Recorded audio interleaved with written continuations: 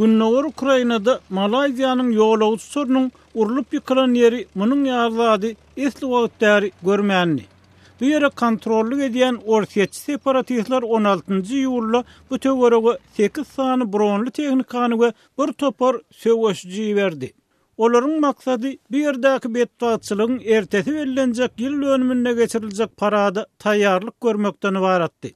Halkara derňewçileriniň urulup ýykylan uçur barada kasabaty innigilan edilmeli.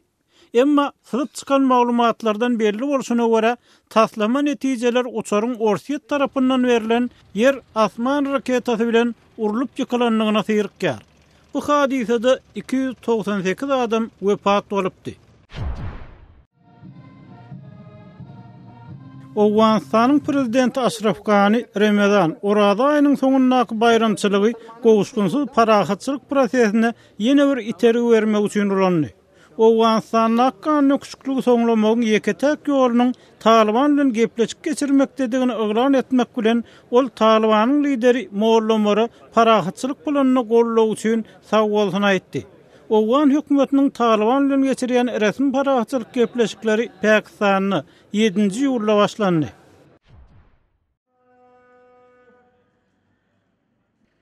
Peşawarda Demirgalyk Günnäwer Pakistanyň Eid bayramynyň 1-nji güni berilendi.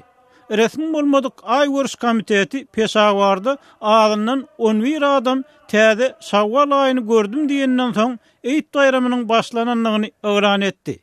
Eid bayramy Pakistanyň beýleki ýerlerine resmi federal Aý görüş komitetiniň ýylan etmegine görä bir gün giç berilenler. Siz günüň täzelikleri bilen tanyş bolduňyz.